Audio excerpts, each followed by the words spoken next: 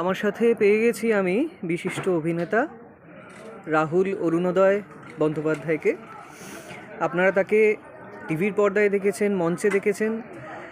আজকে আমাদের বৃশ্চিকের এই 50তম পূর্তি অনুষ্ঠানে এসে তার কেমন লাগলো অভিনয় করে তার কাছে জানতে চাইব।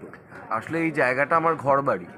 ইনফ্যাক্ট পৃথিবীতে সব থেকে সুন্দর জায়গা যদি কিছু থাকে আমার মনে হয় এটা।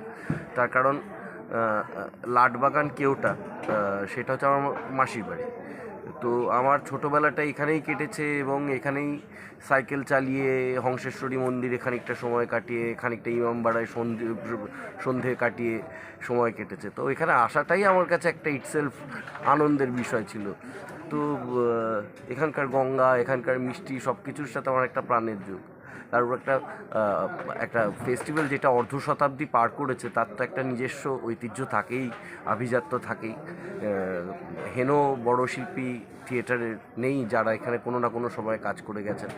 ইনফ্যাক্ট যেই স্কুলে আজকে আমরা মেকআপ রুম বা ব্যবস্থাপনা হচ্ছিল, সেটা 1893 সালের। তো গোটা ব্যাপারটার যে আভিজাত্য সেটা তো ছুঁয়েইছে।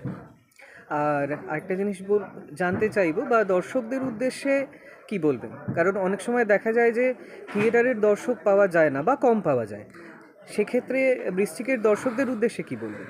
আমি বৃষ্টিকে দর্শকের উদ্দেশ্যে বলবো যে আমি অবাক হইনি। তার কারণ আসলে কলকাতা কলকাতা খুব বলা হয়, কিন্তু চন্দননগর, বাঁশবেড়িয়া, চুঁচুড়ায় যে সময় সভ্যতার আলো বা প্রপার শহর তৈরি হয়েছে তখন কলকাতা জন্মও নেয়নি। ফলে সাংস্কৃতিকভাবে, ঐতিহ্যগতভাবে এটা অনেক বর্ধিষ্ণু জায়গা।